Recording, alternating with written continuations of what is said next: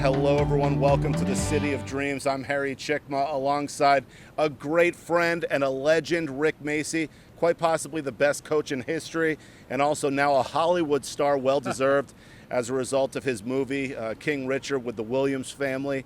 And you've done so much for the sport, Rick, and this is a long overdue interview. We've been friends for, I don't know, a decade now. So tell me, what's new with you, and how's the world of tennis going now that you're a Hollywood star? Well, first off, I'm just one of the guys, as you know, and I think because of that, that's why I teach anybody, anytime, anywhere. People tell me all the time. They ask me, like, who's your favorite student of all time? And they think it's going to be Venus, Serena, Capriati, Roddick, Sharapova, Kenin, Pierce. It's really Harry, who's on the other side of the net, that hour, that minute, that second. And that's the way I feel. And I think that genuineness is why, I'm near the leader in the clubhouse all these years. I still teach 50 hours a week. I run my own business. It's a very different model. Rick Macci Tennis Center in Boca Raton, Florida. Great academy. But I teach anybody. And, that's kind of the way I feel. And I think that genuineness comes across. And that's how you extract greatness. But on another note, obviously, I've done a couple hundred podcasts since the movie. I have my own podcast with David Meltzer, Game Set Life, with Macci and Meltzer. That's a lot of fun. I do that when I'm not on the tennis court, and I'm on the court every day at 6. And what I tell everybody, I don't really just change strokes, I change lives. And when these people come back to me, like Christian Ruud, which he's put some of these values into his son. I taught Christian, back in the day. He was Norway's finest. Now he got replaced by his son, but that's okay. That means more to me than anything. They're a doctor, they're a lawyer. They just said the hard work ethic, the sayings. They remember these things I said to them. They don't remember the forehand or backhand. So to me, that means the most, because I've had a big impact on people's lives. And how about, Venus and Serena Williams? This is really too good to be true, which is why it's a movie. But tell me about what made them special and what really led to you finding them with their dad at a young age from the streets of Compton and making them the best ever. You can tell I've been asked that question a little bit, but, I don't really, I look at it very differently, because I look at them like my own daughters, and Richard was my best friend.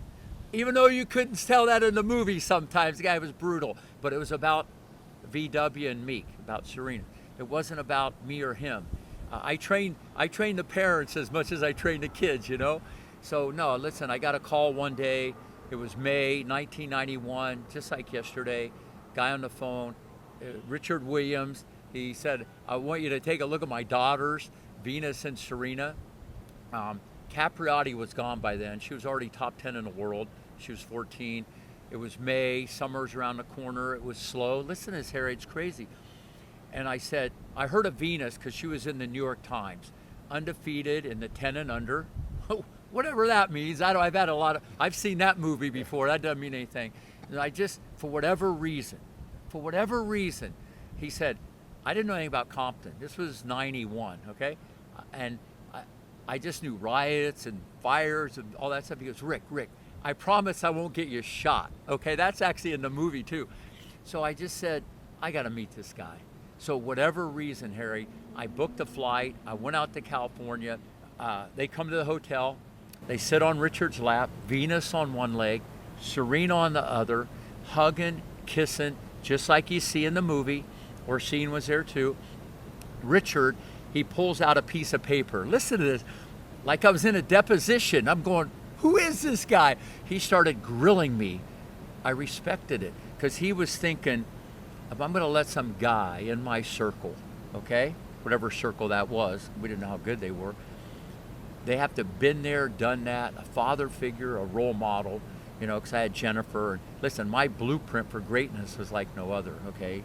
And so I kind of respected it. So after 2 hours of getting grilled by King Richard, he goes, I'm picking you up tomorrow, and we're going to go to East Compton Hills Country Club.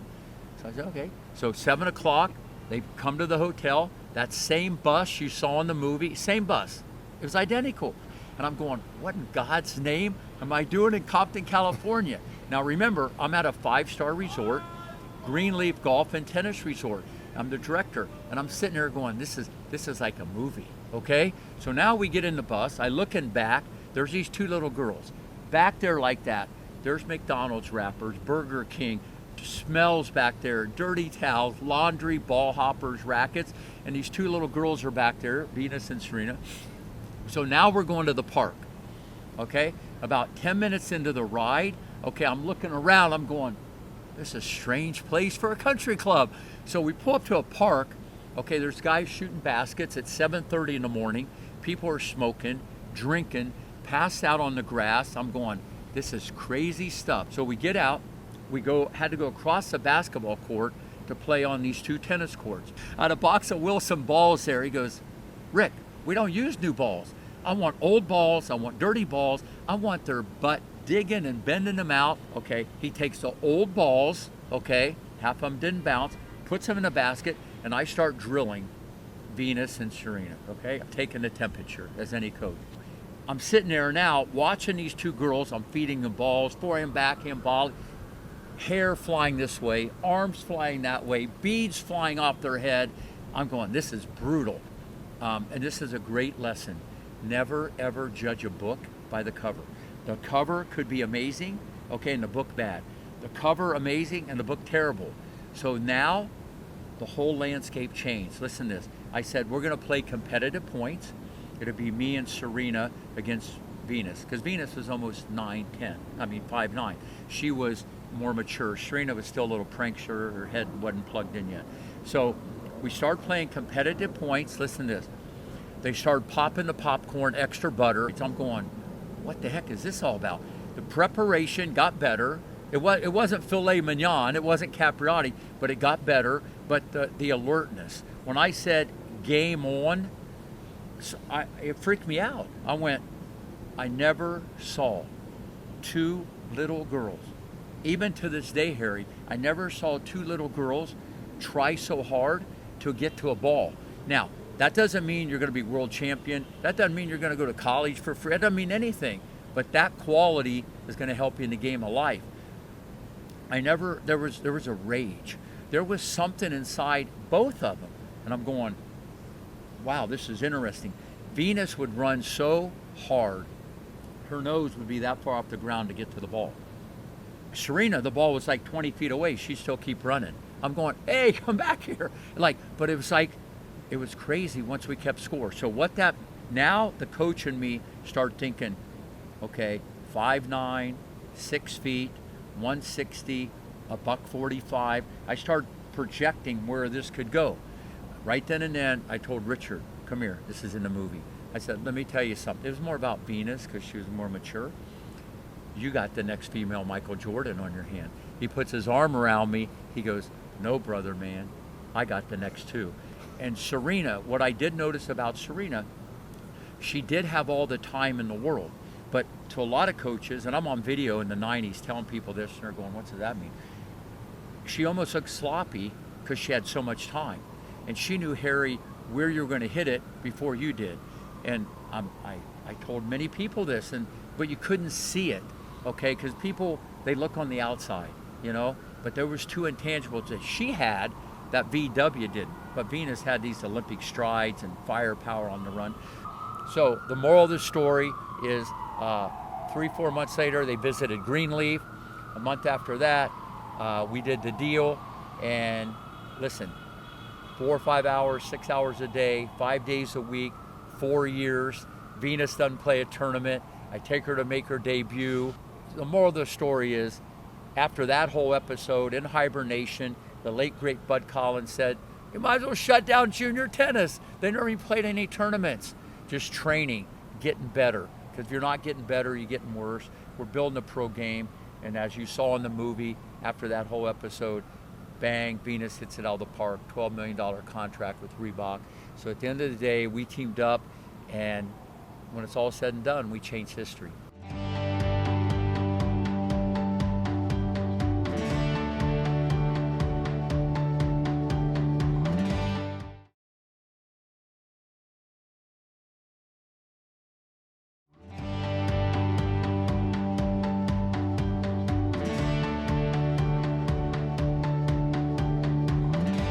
How about Andy Roddick? I mean, you helped him so much as well, and Hall of Famer, one of the greatest ever. Not as much success as the Williams, but still we're so proud of him in American tennis, and you were a big part of that. So tell me about your relationship with him, because there maybe should be a movie about that as well. Well, first off, it was more about John Roddick, his brother. He moved to the academy when he was a sophomore, and then when he was a senior, the whole family moved, Blanche and Jerry, and they brought Andy, 9-year-old little pipsqueak, mosquito, pit bull. Okay, this guy was feistier than feisty. Okay, I used to work with him every day. He actually taught me a little bit about the ATP forehand. Remember, this was 1992. How crazy is this? I have Venus, Serena, okay, Christian Ruud, okay, Roddick, Tommy Ho, Mary Pierce. I mean, listen, there were so many people I was working with right at that time, and no one liked it that I spent so much time with the Williamses, because they were the worst, okay? But I knew what was in the oven cooking. The main thing I always tell everybody about Andy Roddick, probably the best competitor, male competitor I ever taught. His thirst for competition was like no other. Brutal. When he would lose, he'd come back, Rick, can I play him again? Can I play him again? A lot of kids do that. But I love the way this guy competed. And so, Harry, when you're all about the competition, like all the great ones, including Alcaraz, when you're there, you're going to be more bulletproof, and you're going to be able to take a punch. Everything might change around you, but you're still a competitor, a court, a ball, and I'm here to knock you out. And this was Roddick, okay? And but with his forehand, he kind of kept it on the hitting side. He kind of inverted the racket and tilted it. I tried to change it, okay? Then after I kept seeing how fast the racket went and his contact point never deviated, I'm sitting there going, Rick, just leave it alone. And same kind of like I did with Venus's backhand. She put it down, which isn't my flavor. So some of the best coaching is to keep your mouth shut. If there's any coaches out there, sometimes it's let it go, okay? So, and then his serve, he had a lot of external rotation to me. I helped it a little bit, but he really did all this stuff on his own when he was gone from me. But the key ingredients were baked in. But he was number one with me in the 12s, okay, in the nation. But the wild card, he was always little. But then when he grew at 15, okay, say goodnight. His forehand became supersonic. His serve became nuclear. He was that Texas cowboy that wanted just to ride and knock you out. And all these years later, to think he's the last one to win a slam, that's pretty amazing. I think it says more about we should have more, but it also shows he did get one. He should have got Wimbledon. But he's one of my all-time favorites. He wrote the foreword to my book, Macci, Macci. I love Andy Roddick because he's probably the best role model as a competitor. And one more thing about him. He was always supposed to be, and I always defended him once he went into the pros, the next Agassi, the next Sampras, the next Chang. He was never going to be that. He was going to be the best Andy Roddick he could be. And I'm telling you, Harry, in my opinion, he overachieved. If you look at his record, he never really had any bad losses. He was consistently in the top 10. Remember, there was a star-studded field back then too. There wasn't any hamburgers or cheeseburgers. There was a lot of filet in the top 10. And listen, he beat Nadal, Djokovic, Federer. He had some great wins. He overachieved, and I think he got the most out of his ability. And he probably retired when he wanted to, because if he couldn't be all in, 100% and get the W, I'm out of here. The next chapter of my life, and that shows the world, it should, how competitive Andy Roddick was.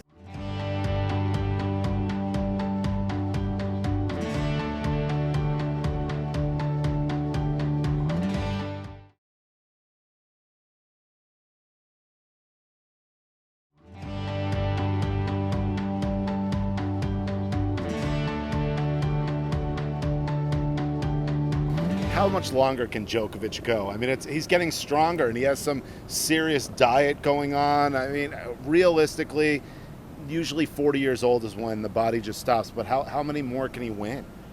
I don't know. I think that's a question from the Joker, because he obviously right now is the best stroker. Okay, so listen, everybody should salute this guy. I know he wasn't the flavor in the month when you had the trifecta of Federer, Nadal, and him. Now that he's kind of on Mount Rushmore and he is the GOAT, okay, I'm sure people will push back on that, but in my opinion, he is because of longevity, consistency. The numbers are there. Yeah, the numbers are there, and he's still going strong. I think that's up to him. But I think people got to understand, and they never will unless he tells his story. He, like you said, he's changed his diet along the way. Everything plant-based, gluten-free.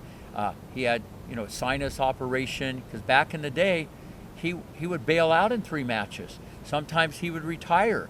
He willed himself, besides his talent and genetic base, to be great. He has that Kobe Bryant mentality. People don't know what this guy does. He hangs out with the wolves. He eats grass. I mean, these people become what we don't see on television. And his mental strength, what you just saw in Cincinnati, that there's not only a cherry on top of the icing, but another cherry. I mean, listen, he was down and out. Why does he need to play? I mean, listen, look what he's done. It was about him against him. I ain't going to quit. So to answer your question, I think he has a lot more in him. What's really crazy is if there wouldn't have been the vaccine mandate, okay, he wouldn't have got kicked out of Australia. He might have a few more U.S. Opens. He might be sitting with 26 Grand Slams. A lot of people, okay, would say, woe is me, or they could be sensitive. That fueled the fire, you know what I'm saying, and made him even stronger. So you talk about, and this is where being a life coach, I can relate to this so well. He took a negative and turned it a positive. And we need more people, not only in sports, but in life. Okay, you're going to have tough times, and you're going to have difficulties. And the more you fail, success is around the corner. It's what you do with the failure. A lot of people feel sorry for themselves. They get caught up in their own way. I mean, he's a perfect example, in my opinion, of probably being the mentally strongest player to ever hold this stick. Absolutely. And what do you think about the world of tennis now? I mean, we talked about Alcaraz, and just in general, what do you like about it? Well, what I like about it is there's these new guys with an attitude. See, Carlos Alcaraz, not only, Harry, has filled a void, he's filled a void, and he's shown people how to deal with pressure, okay? But his smile is real, and his enjoyment for the game, and he's a sportsman. I like what he brings to the table to impact youth and impact everybody. You know what I'm saying? You didn't see that emotion. You saw a different intensity from Rafa, and you saw Federer, who looked like he never sweat, was the perfect, floating on, like a butterfly. Then you got this Alcaraz guy who's a showman on Broadway. You know what I'm saying? And he does it with a smile. But what I like more than anything is he's not only changing and motivating the world, okay? He's motivating the other players. I need more tools in my toolbox. There was never more drop shots, Harry, tried during the clay court season in the history of the ATP. Wow. That's the Alcaraz effect. He's making it an endorsement. It's okay to drop shot and miss. Yeah. Where when you do it at 10 years old and miss, your coach goes, "What are you doing, you knucklehead?" When it goes in, you're like, "Hey, that's a good shot." So he's changed the game, but here's the impact. It's even bigger than that. It's almost like the Williamses are inspiring zillions. Alcaraz is changing how you teach the game. He's not, I'm not saying myself because I've always done this, but he's endorsed it's okay to take the ball up the line maybe when you're off balance. It's okay to try the drop shot on break point. He's opened up people's eyes, because listen, when you see Carlos Alcaraz, that didn't start 2 years ago. That was bacon in the oven at 6 years old. His dad, his mom, everybody that's been around him, no one discouraged him. There's a fine line, as you know, between courage and stupidity. He has not only transcended the game, he's transcending how you teach the game. But the women, it's very fluid, it's wide open, okay? And like I said earlier, I love how Coco Gauff is trending. Yeah. You're amazing. So what's new with Rick Macci Tennis Academy? I mean, how can people get involved? Well, here's another thing. If people I probably do more Zoom videos at 5 in the morning in the parking lot with the birds and the squirrels from people from Belarus, Switzerland, or ever. I do so many of those on top of about 50 hours of privates. I teach adults. I had the number one 80-year-old guy in the nation, and I taught him the ATP forehand. I teach anybody, anytime, anywhere. I certify coaches. So, but no, people can email me. I get back to everybody in 24 hours.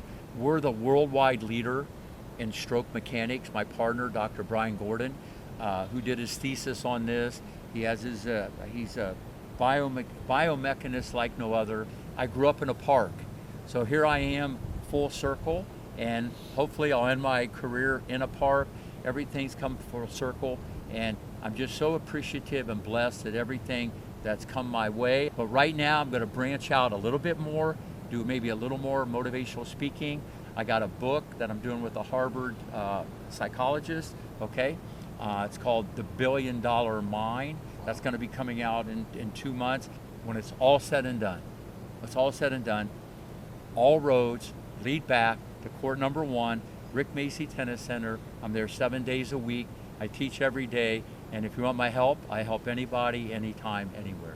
Rick, you're an amazing friend. Honestly, so proud of you. Thank you. So great to have Rick Macci on the broadcast. The world of tennis is a better place thanks to Rick Macci, and he's raised so many champions. So a good friend and one of the best coaches, if not the best of all time. So for the rest of the staff and everyone here in New York City, it's U.S. Open time. I'm Harry Cicma. You're watching World Tennis, and we'll see you again next week to recap the world of tennis.